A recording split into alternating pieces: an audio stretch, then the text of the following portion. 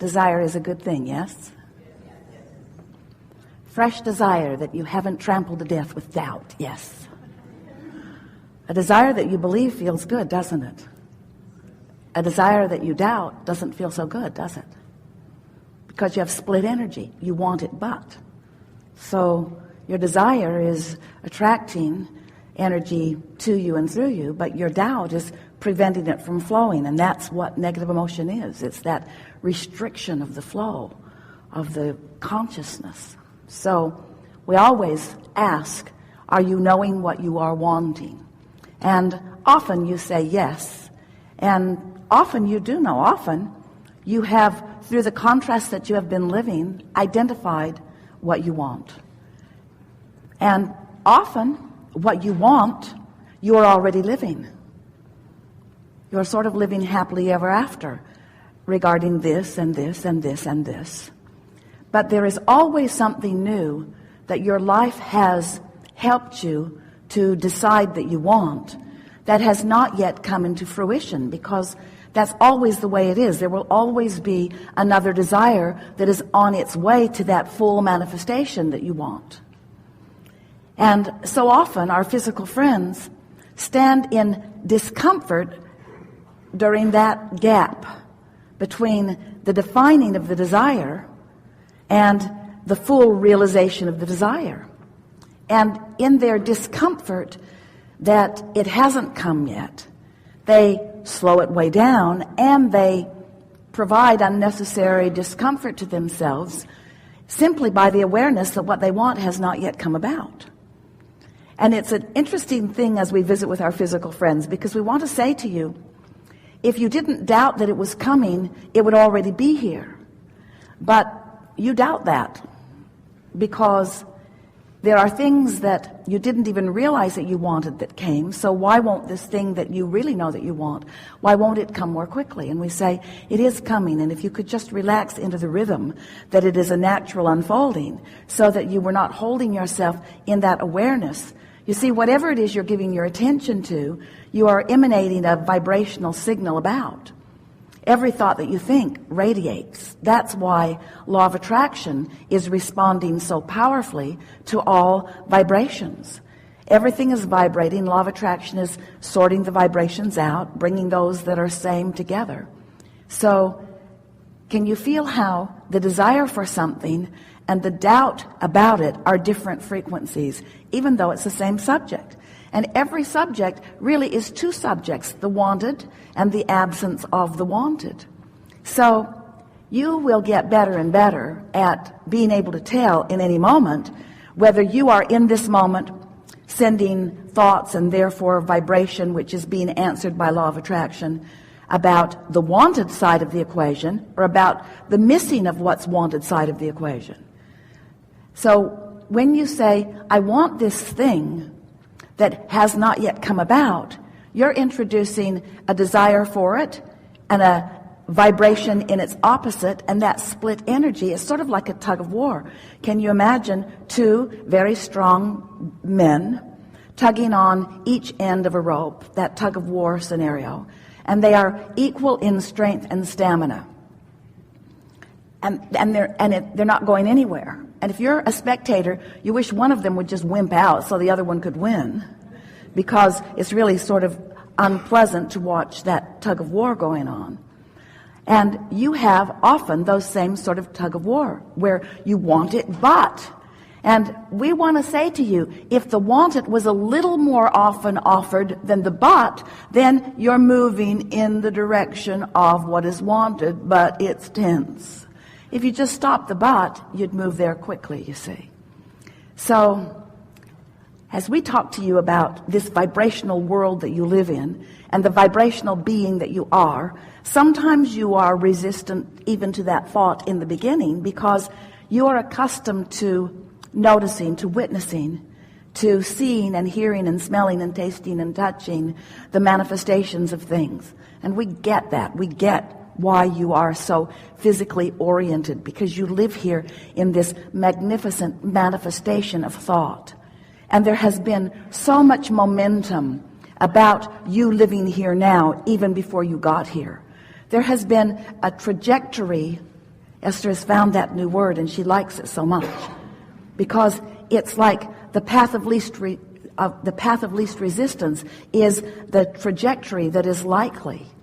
So when you realize that you were consciousness before you came into this physical body, and that there was thought from that non-physical part of you about that which you are here and now, there was this path of least resistance, this plan of living happily ever after, of being a creator, a deliberate creator, of coming forth in your physical body into an environment of wonderful variety from which you could come to your personal conclusions about what you prefer.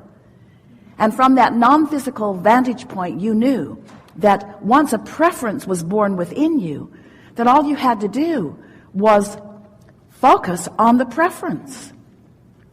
But the variety of your environment has confused a lot of you. You've become so proficient at your objective consideration of things.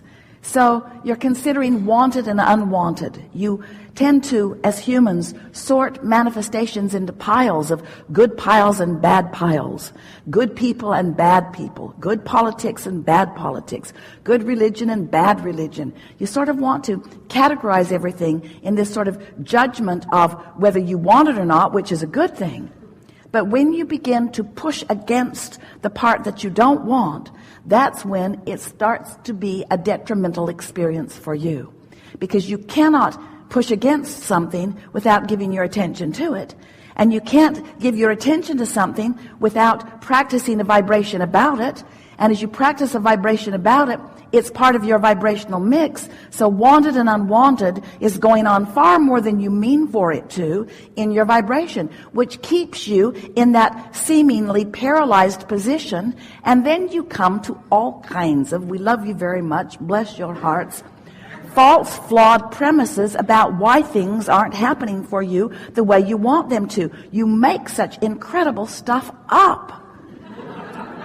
Instead of just saying, well, I want it, and that's one thought, but I doubt it, and that's another thought, so I'm holding myself in no progress relative to this because I don't have the discipline to focus singularly upon what I want. I seem to think about what I want, and I don't have it, I want it, I don't have it, I want it, I don't have it. I want it, I don't have it, and I want it, and I don't have it, and I want it, and they have it, and that annoys me.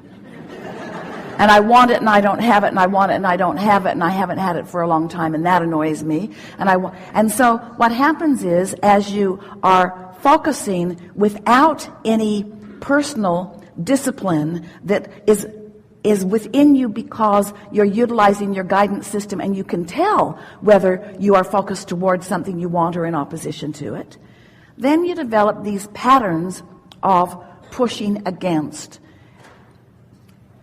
And when you live in a universe that is about attraction, when you live in a universe that is all about inclusion, when you shout no at something that you don't want, it's like shouting yes. Because the universe is not listening to the nuance of yes or no. The universe is listening to the activated vibration. When you turn on that signal, the signal that you're pointed at comes back to you, you see. And so, as you stand in your physical body, sort of confused by the variety, somehow thinking that it is to your advantage to weigh all of the details, not realizing that the introduction of a lot of that criteria just jumbles your signal and makes you less likely to attract to yourself what you want with any efficiency or clarity or speed, and then the stuff you make up is interesting. It's karma, you say. I must have done something in a past life that is hindering me now. And we say, you've got to be kidding. Law of attraction is not responding to what you offered yesterday. Law of attraction is responding to what you're offering now. Now, it is logical that what you're offering now would be similar to what you offered yesterday because you develop these patterns of thought. But you are not being hindered by past life thoughts. It is not karmic. It's practiced vibration. And it's practiced vibration that for the most part you really don't mean to practice. It's creation by default. You're thinking about stuff you don't want, practicing it until you've got such a strong vibration going on about it that it becomes part of your experience. And once it becomes part of your experience and part of the experiences of those who surround you, then now you're observing these things, and now it's really part of your vibration. So when we talk about deliberate creation, do you like to talk about that? We do. When we're talking about deliberate creation, we're talking about focusing deliberately. And we're talking about focusing upon what you want deliberately and being able to discern which end of that vibrational stick you're actually focused upon. Are you focused upon the dollars you want, or are you focused upon the absence of them? And the way you can tell is by the way you feel. Because when you're focused in opposition to who you really are and what you really want, you feel the discord, and that's what negative emotion is every time.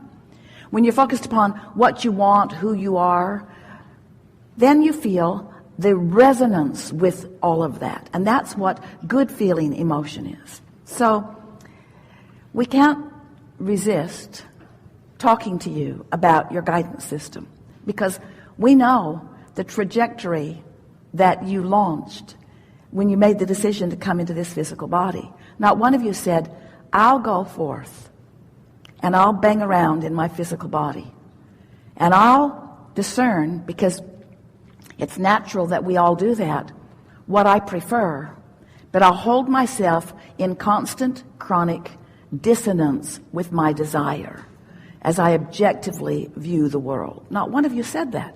You said, I'll go forth and I'll use my guidance and I'll sift and sort and I'll come to conclusions, and then I'll focus upon those conclusions, and I'll have the benefit of the energy that creates worlds at my back flowing to me and through me for the full actualization, realization, manifestation of the things that I am choosing for my personal creative experience. That's what you said.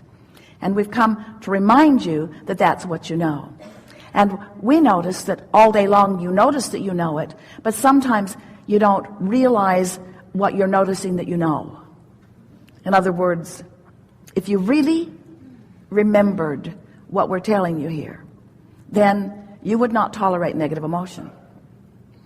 When you thought a thought that was detrimental to you, meaning it doesn't feel good, one of those critical thoughts, when you're looking at something and calling it wrong or bad, when you are discounting your own value or someone else's, and you feel that negative emotion, if you were really in tune with who you are, whenever you would do that, you would feel how off the trajectory, how off the true path of who you are being in the moment of that thought.